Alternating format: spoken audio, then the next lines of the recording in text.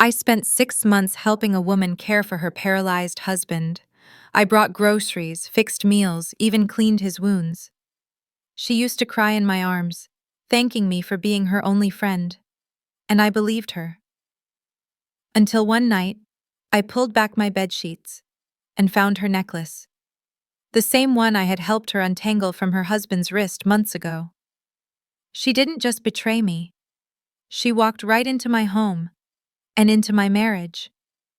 If you've ever trusted someone, only to realize they were playing you the whole time, then you'll feel every second of what I went through. Stick around, and if this story hits you deep, don't forget to like, share, and subscribe. You won't want to miss what's coming. I still remember the exact way the sheets felt under my fingers that night. Cool, clean, perfectly tucked in. I had just gotten off a double shift, dead on my feet, and all I wanted was to crash. I pulled back the blanket, fluffed my pillow, and there it was. A necklace. A delicate silver chain with a tiny ruby heart. Definitely not mine. I stared at it for a second, confused. Maybe I dropped it while doing laundry? No, I don't own anything like that. Not my style. Then I picked it up, and my stomach dropped. I had seen that necklace before. It belonged to Naomi. Naomi, the woman I had been helping for months. Naomi, whose husband had a stroke and was left half paralyzed. Naomi, who cried in my kitchen and told me I was the only person who hadn't abandoned her. I cooked for her, cleaned her house, brought her groceries with my own money, sat with her husband while she took naps. I even covered her night shifts when she couldn't face being at the hospital anymore. And now, her necklace was in my bed? My mind raced. Maybe she dropped it when she came to visit? But why would she be in my bedroom? And why under the sheets? I stood there frozen, heart pounding like a war drum. Everything in me didn't want to believe it. But deep down, I already knew. There was no reason for that necklace to be in my bed unless someone had been there, under the covers, with my husband. I sat down on the edge of the mattress, holding that stupid necklace, feeling like my chest was caving in. My home, the place I built with love, trust, and years of hard work, suddenly felt invaded, violated. And the worst part? I didn't even feel angry at first. I felt embarrassed, like I had been the joke, the fool, the charity case they both laughed about after I left the room. I kept thinking back to all the times Naomi had come over to say thank you. She'd bring me cookies, smile, even hug me. Meanwhile, my husband had been acting strange for weeks, distracted, jumpy when I walked in the room. But I had chalked it up to work stress. Silly me. Holding that necklace in my hand, I knew one thing for sure. Whatever was going on, it had been happening right under my nose, in my own bed. And suddenly I wasn't tired anymore. I was wide awake, and I was going to find out everything. It's strange how betrayal doesn't always hit like a slap. Sometimes it seeps in like cold water through a crack in the wall, slow, invasive, relentless. That's how it felt that night as I sat in the dark, necklace in my palm, staring at the walls I'd once painted with love. I met Naomi through my job. I'm a home care assistant, and her husband, Eric, had suffered a massive stroke that left him partially paralyzed and unable to speak clearly. They were struggling, emotionally, financially, logistically. The agency assigned me to help for a few hours each week, but it quickly turned into more.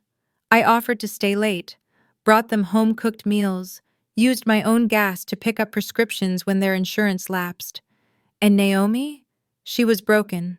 She cried easily, clutched my hand when I reassured her, called me the only person who understood.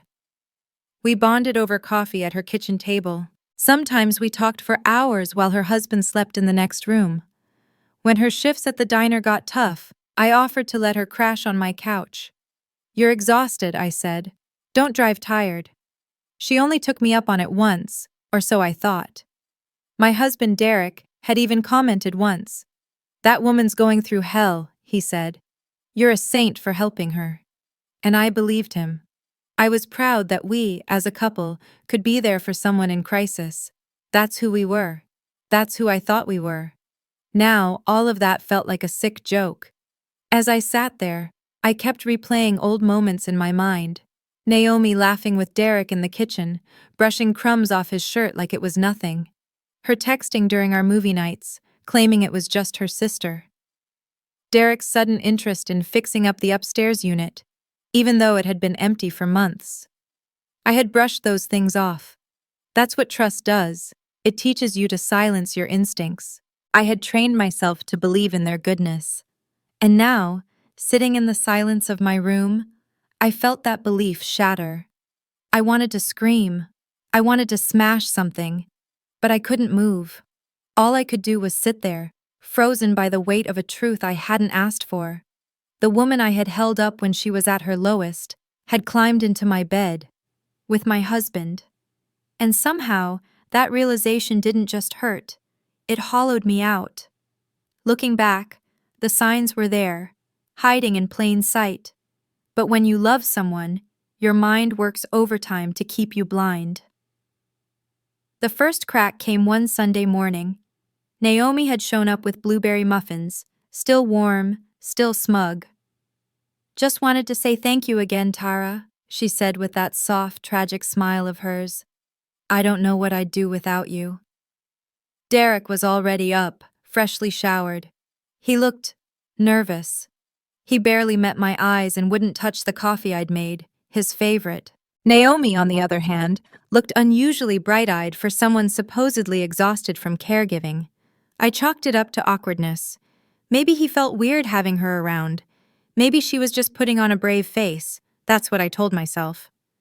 But the next week, I noticed Naomi had been visiting more often, when I wasn't home.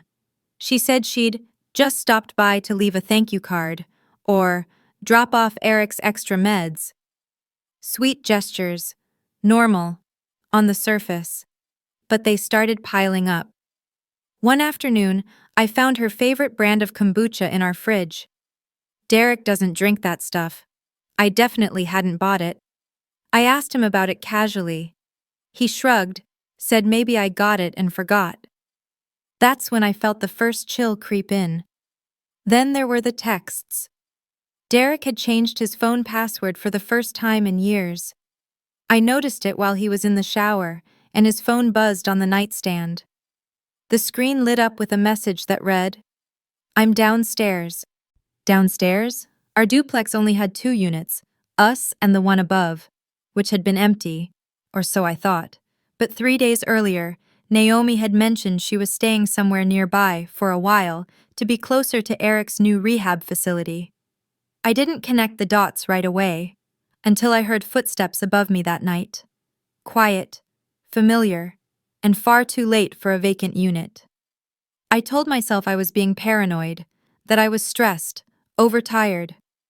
But when I heard Derek's laugh echo from the upstairs hallway, when he was supposed to be out for groceries, that's when I knew. Something was off. Very off. For days, I lived in a fog. I still got up, still went to work, still smiled at patients and signed charts like nothing was wrong. But inside, I was unraveling. I kept replaying that text. "I'm downstairs," her voice echoing in my kitchen. Derek's laugh upstairs. The necklace. I started questioning everything. Every memory, every hug, every kiss. Did he hold me the same way he held her? Did he whisper the same things to her when I was working nights? Had I ever really known the man I married? It was like waking up in someone else's life. One where nothing was solid. Not my marriage, not my home, not even my identity. I was no longer Tara, the loyal wife and caregiver. I was a woman living in a lie. I began watching Derek closer. How long he lingered in the bathroom. How fast he grabbed his phone when it buzzed. How he suddenly needed space when I tried to talk. I stopped sleeping. I'd lie in bed, wide awake, staring at the ceiling, listening for footsteps upstairs, trying to tell myself I was imagining things. But the doubt was louder than anything I could silence. I'd go from numb to furious in seconds. I once found myself scrubbing the kitchen counter so hard, I tore the skin on my knuckles. I didn't feel it until I saw the blood. Another night, I burst into tears while folding laundry, because I found a pair of socks that weren't mine or Derek's. They were small, women's size, Naomi's size. My head spun. Was she doing her laundry in my machine now? Was she already living here in the spaces I hadn't noticed? The worst part wasn't the betrayal. It was the not knowing, the maybe, the guessing. I couldn't confront him yet. I needed proof, solid, undeniable truth, because part of me still clung to the hope that I was wrong, that I was just paranoid and broken and too tired to think straight. But that hope? It was fading fast. And I realized I wasn't just losing my husband, I was losing myself. I always thought of myself as calm and level-headed, the kind of person who thinks before she speaks, waits for facts, avoids drama. But this wasn't about drama. This was about my life, and it was being rewritten behind my back. So I did what any woman would do when her heart's been broken, but her mind refuses to be gaslit. I started digging. The first thing I did was check our home's smart security system. We had cameras at the front and back doors, and a log of every time someone used the digital keypad to enter. I had never bothered looking at it before. That night, I sat down at the dining table, logged into the portal, and pulled up the past 3 weeks. My stomach turned. There were multiple entries labeled backdoor, unrecognized code used, entry granted. Always between 11 p.m. and 2 a.m., always on the nights I worked the overnight shift at the hospital. I cross-referenced those timestamps with Derek's supposed evening jogs. He was never out jogging, he was home, with her. The final confirmation came 2 days later. I bought a mini hidden camera. It looked like a USB charger and worked with a mobile app. I plugged it into an outlet across from our bedroom, set it to motion detect mode, and left for my shift like usual. I couldn't sleep at the hospital that night, so around 1 a.m., I opened the app. The motion alert had triggered. My heart thundered as the footage loaded. There she was, Naomi, letting herself in through the back door, no hesitation, wearing a hoodie and yoga pants. She dropped her bag on my kitchen counter like she lived there. And then Derek appeared, shirtless. He smiled when he saw her. They kissed. Not like two people sneaking around, but like a couple who had done this 100 times before. She took off her shoes. He handed her a glass of wine. They walked into our bedroom, and the door closed. I dropped the phone. For a moment I couldn't breathe. The air felt thick. My skin burned. My ears rang. But I didn't cry. Not this time. Because now, it wasn't just suspicion. It wasn't a feeling. It wasn't paranoia. It was real. It was happening. And I had it on camera. I didn't text him. I didn't call her. I didn't scream or throw dishes. I just sat there, still as stone, with the video playing on loop in my lap. And in that moment, something in me shifted. The version of me who would have begged for answers or explanations? She was gone. I didn't want an apology. I wanted justice, and I was going to deliver it myself. After watching Naomi walk into my home like she owned it, I thought I'd hit the ceiling of betrayal. I was wrong. Because the deeper I looked, the more layers I uncovered, each one more disgusting than the last. I pulled bank statements next. I had always managed the bills, but recently Derek had insisted on taking some weight off my shoulders. Sweet, right? No, strategic. There were Venmo payments labeled upstairs rent that I never authorized. Hundreds of dollars sent to an account under Naomi's maiden name. She was renting the unit above us. Derek had moved her in. He was using our money to pay her rent. Our home, once my sanctuary, had become their playground. I combed through old texts, receipts, even garbage bags. I found used wine glasses in the dishwasher on days I was gone. Notes in Derek's handwriting with inside jokes I didn't understand. A takeout receipt from a sushi place Naomi once told me was way out of her budget. And then came the photos. One night, while Derek slept, I took his phone and airdropped everything to mine. I told myself I wouldn't look through it, that I already had enough. But curiosity is cruel when mixed with pain. There were selfies, her, in my robe, him, lying next to her on our sheets. One video of them dancing in the living room while a record played, the same song Derek and I had danced to on our wedding night. It broke me, but it also hardened me. This wasn't just cheating, this was theft. Of time, of energy, of trust. I hadn't just been cheated on, I had been used.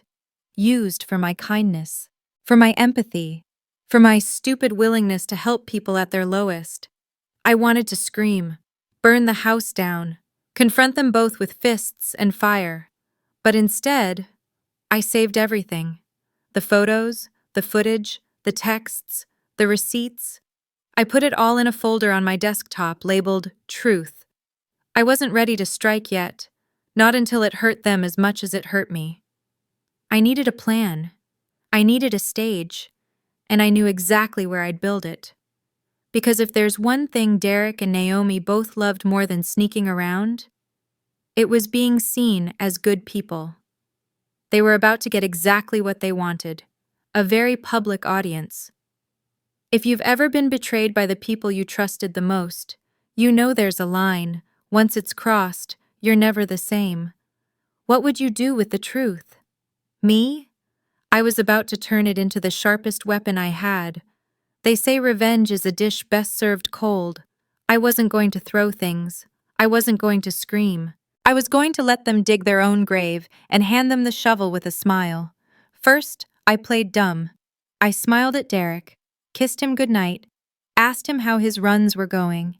He answered so casually, so confidently, it made me sick, and yet somehow gave me power, because he had no idea. None. Next, I messaged Naomi. I texted her a photo of a new organic lotion I saw at the store. Said, "Saw this and thought of you. Want me to pick one up?" She replied, "OMG, you're the sweetest. I swear you're the only one who checks on me." I wanted to vomit. Instead, I double-tapped with a heart. That night, I lay awake. Not from pain, but from planning. If I just exposed them, it would be a scandal, a drama, a mess that would blow up fast and fade even faster. No, I needed something unforgettable, public, strategic. And that's when the idea came. There was a small community fundraiser coming up, an annual event I had helped organize in the past. This year, I volunteered again. Theme: Appreciating Caregivers and Community Heroes. Perfect. I made sure Derek was nominated as a devoted husband. I submitted Naomi as a brave survivor who had overcome hardship after her husband's accident. Everyone clapped. No one knew. Yet, I helped design the program, slipped in a 10-minute thank you segment near the end, offered to run the AV equipment. Everyone said, "Tara, you're amazing." If only they knew how amazing I was about to be. Meanwhile, I kept gathering. I upgraded the footage, edited the clips, blurred sensitive areas, sharpened their faces. I created a silent montage, timestamps, clips of her walking in, him greeting her, the two of them together, smiling, kissing, disappearing into my room. I paired it with music, not dramatic, not angry, just heartbreakingly calm. A quiet piano piece, the kind they use in memorial videos. And then, I waited. Every time Derek laughed at the dinner table, every time Naomi texted me thank you, I smiled back, while saving another file to the folder labeled, Goodbye. They didn't know the version of me they'd created. I wasn't the broken wife anymore. I wasn't the caregiver, the helper, the fool. I was the storm they didn't see coming. And I wasn't finished. The venue was a local community hall. White walls, cheap chairs, a dusty podium no one really used unless someone died or won a raffle. But for me, that place was about to become a stage. Not for celebration, for exposure. I arrived early, dressed in calm beige and a practiced smile. I shook hands, set up the AV system, helped pin name tags. Nobody suspected a thing. I was the dependable Tara, the good wife, the caregiver who never asked for anything. I had brought snacks, printed programs, and preloaded my thank you montage into the laptop. File name, Final Tribute, MP4. Derek arrived 20 minutes late. Naomi came 5 minutes after that. They hugged in front of everyone. "She's like family now," he told someone. "She helped me survive," Naomi whispered to another. "I bit my tongue so hard I tasted blood." People clapped when I gave a short welcome. I smiled when Naomi was called up to speak. She stood there, eyes shimmering like she was holding back tears, and said, "I would have never made it without my neighbor. She's like a sister, a light in the darkness. Tara, thank you for seeing me when I was invisible." I applauded with everyone else. I even stood for her. Then it was Derek's turn. He went up with that fake humble look he always wore when he wanted attention without asking for it directly. He said, "I'm not a hero. I just did what any husband would do. Stand by the woman he loves. I'm lucky to be loved back. I really am." And right there, I knew. They weren't just cheating. They were proud of it. They felt safe. Safe because they thought I was too weak to fight back. But I wasn't weak. I was ready. I stepped onto the stage and tapped the mic. My hands didn't shake. My voice didn't crack. Before we wrap up, I just want to say a few words to everyone here, not just as a caregiver, but as someone who's learned what love really means. The room went quiet. I hit play. At first, people weren't sure what they were watching. The video opened with piano music, a title card, "To the ones who gave everything and were repaid with silence." Then the footage began. A timestamp, midnight, the back door, Naomi entering, Derek meeting her, them kissing, laughter, gasps, whispers. Someone said, "Oh my God." I kept my eyes locked on the screen. Clip after clip, him handing her wine, her wearing my robe, both of them in my kitchen. And finally, the shot of them disappearing into my bedroom, closing the door behind them. Silence. Then murmurs. Then shifting in seats. Naomi stood frozen, hand over her mouth. Derek tried to move, maybe to stop the video, but it was too late. Everyone had already seen it. Everyone already knew. I closed the laptop slowly, looked at both of them, and said calmly, "I spent months caring for your husband. Grocery runs, doctor calls, support, kindness, and this is how you thanked me." Dead silence. No one clapped, no one defended them, and for once, they were the ones who couldn't look me in the eye. I stepped down from the stage. My work was done. But their humiliation? It was just beginning. The room emptied faster than I expected. No one looked at me, but even fewer looked at them. Derek stayed frozen in place, staring at the closed laptop like it had personally betrayed him. Naomi had already bolted halfway through the footage, one hand covering her face, the other clutching her purse like it held her last ounce of dignity. I didn't chase. I didn't explain. The truth didn't need footnotes. By the time I got home, the silence was sweeter than any apology they could have offered. No Derek, no Naomi, just me, and the echo of justice finally served. But it didn't end there. I wasn't done. First, I uploaded the video. Not the full version, but a clean-cut, anonymous version with faces blurred and identifying details stripped. Title: The Caregiver's Betrayal. a true story of infidelity and exploitation. It went viral within days. Comments poured in. People shared their own stories of betrayal, of being used, of trusting too much. I didn't say a word. I didn't need to. Then, I followed the money. Remember that community fundraiser? The one where Derek and Naomi were praised for their resilience? Well, I'd handled the donations. I had every name, every transaction, so I issued refunds, except for one batch. The contributions I had personally matched from my own account. That money? I sent it to a verified nonprofit that supported real caregivers, ones working 2 jobs, raising kids, dealing with trauma, not using it as a cover for hotel meetups. The organization reached out publicly, thanked me, tagged my new handle, @thecaregiver_unmasked. My inbox flooded, not with pity, with respect. Derek? He tried to talk, sent a few texts, then long emails, then voicemails.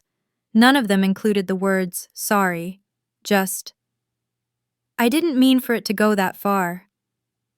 You weren't there emotionally.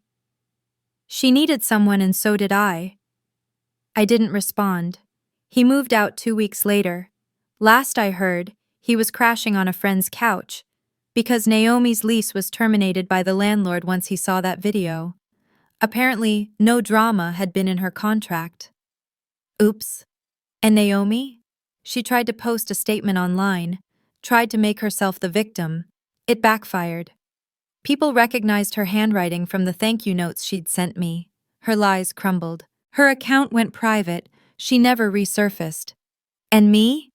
I started a YouTube channel. Not for revenge, for truth. I called it Behind the Kindness.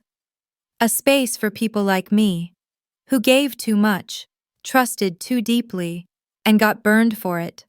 But instead of hiding, we shared. We named the manipulation. We took our power back, one story at a time. Sometimes the loudest justice isn't rage. It's calm, calculated, and delivered with a smile. Because nothing destroys a liar faster than someone they thought was too kind to fight back. I used to think kindness was my weakness, that being generous, patient, forgiving, meant being a doormat. But now I know, kindness is only a weakness when you give it to people who treat it like a weapon. I gave Naomi my time, my energy, my support when she was at rock bottom. I gave Derek my loyalty, my trust, my whole life, without question. And both of them took what I gave and stabbed me with it. But here's what they didn't expect: that underneath the caregiver, the housewife, the soft-hearted one, was someone who could stand up, speak out, and burn everything down without ever raising her voice. This story isn't just about infidelity. It's about clarity, about realizing that betrayal doesn't always come with red flags. Sometimes it wears a smile, says thank you, even calls you family. But masks always slip, and when they do, what you do next, that's what defines you. I chose not to sink. I chose not to scream. I chose to rise, smarter, sharper, unapologetically aware. So if you've ever been used, betrayed, or made to feel small by people you once loved, know this: you are not weak for loving. You are not stupid for trusting. But you are responsible for what you do once you see the truth. Don't chase closure. Create it. Don't wait for karma. Be it. And above all, never let someone mistake your silence for permission. This was my story. But maybe it's yours too. And if it is, welcome. You're not alone anymore.